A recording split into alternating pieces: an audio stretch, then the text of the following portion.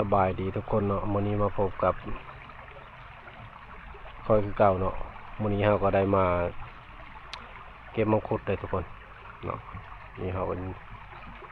ได้เก็บไปแล้วอันหาได้2เคงเนาะเพราะว่าเอาสิถ่ายให้เบิ่งแต่เช้าพุ่นล่ะมันผัดพร้าวเนี่ยหั่นนะมาสายเนี่ยจักหน่อยเราก็เลยแต่มาเปิดคลิปให้เบิ่งตอนนี้นี่เบิ่งว่าฝนตกน้ำโคตรแห้งเลยทุกคนน้ำพ่นเนาะน้ำพ่นไหลลงมาตามห้วยคุณซิยูคุณมันสิเป็นโนนพูเนาะไหลลงมาโอ้ว้าฝนตกแห้งเลยทุกคนนี่เนาะฝนตกแห้งเลยเราก็หาได้แต่2เคงทั้งลุมเคงเทิงกระเฮาหามาใส่กินหาได้2เคงครึ่งแต่มื้อนี้บ่ฮู้ว่าสิได้เท่าใดมื้อนี้เนาะมันมืดฝนนะทุกคนมังคุดเฮาก็เริ่มหมดแล้วเนาะไปลุยงานนำกันเลยทุกคนเก็บมังคุดจังหวัดตราดเนาะอำเภอเขาสมิงตำบลวังตะเคียนทุกคนไปลุยงานนำกันเด้อทุกคนเด้อฝากกดติดตามกดไลค์กดแชร์นะเพื่อเป็นกำลังใจเนาะให้คำกองให้คลิปต่อไปทุกคนไปที่กำลังสู้งานอยู่กับสู้ๆนำกันเด้อเก็บมังคุดลุยฝนตากฝนคือเก่าไปโอเคทุกคนพบกันในต้นมังคุดเลยเนาะทุกคนเนาะมาลุยงานทุกคนแดดแล้ว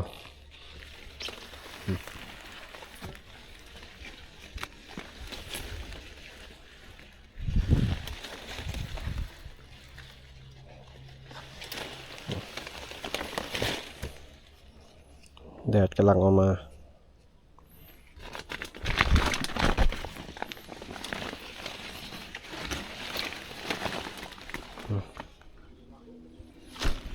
หมดฟุดก็เริ่มใกล้สิเบิดละใกล้จะหมดแล้ว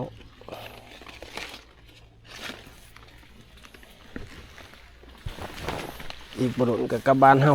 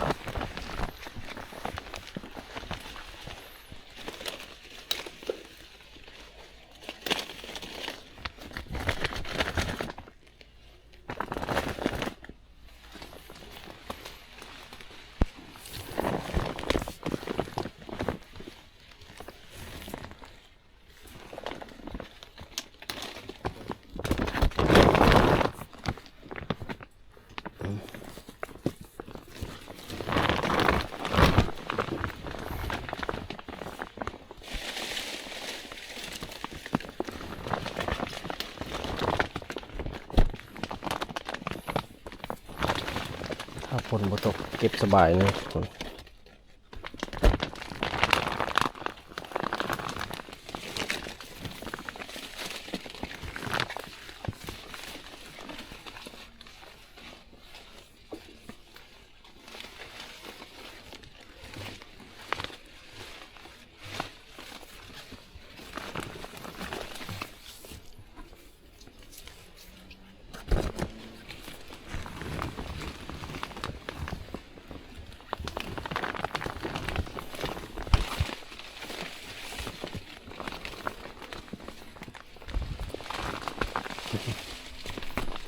เนี่ยงานนี่มันมืดแห้ง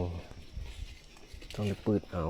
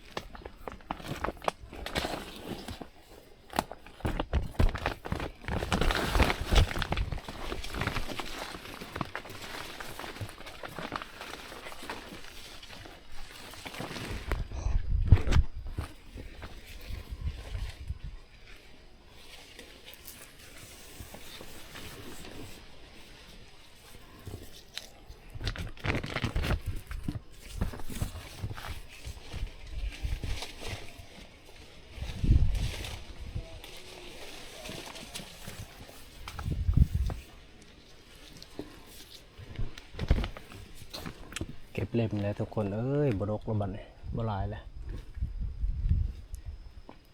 รอบนี้ได้เก็บเล่มเอาแล้ว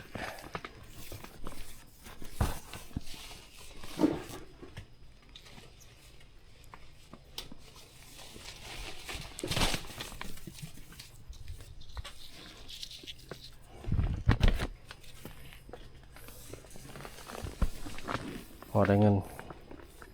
จ้างขับรถกลับบ้าน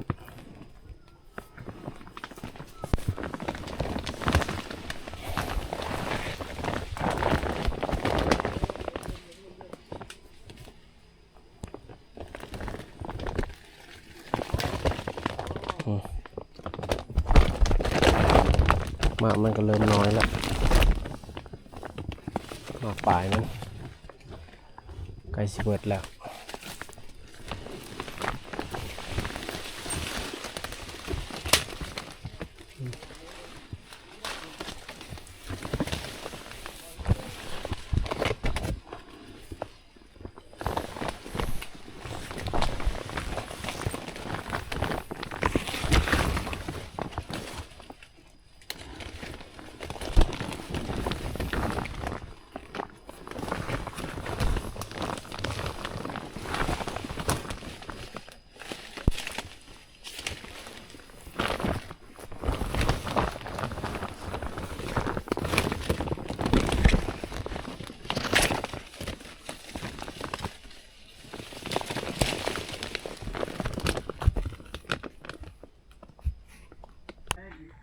เอาบันนี้ก็ห้าวก็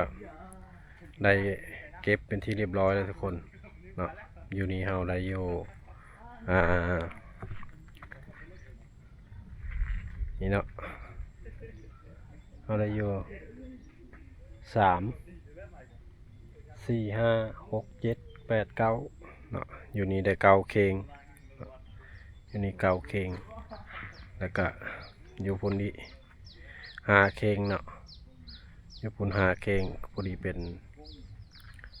14 เคงทุกคนเนาะ14 เคงมานี่ผ่านไปตากผลก็ตกอีเลียรออยู่พี่ก็ได้อีลากอีเลือเนาะเพื่อสิได้13 14 เคง3 คนนี่ก็ได้ไปแปลงใหญ่นี่แหละเนาะแปลงใหญ่ๆนี่เลยเอาสำหรับคลิปนี้ขอตัวลาไปก่อนทุกคนพบกันในคลิปหน้าเนาะสบายดี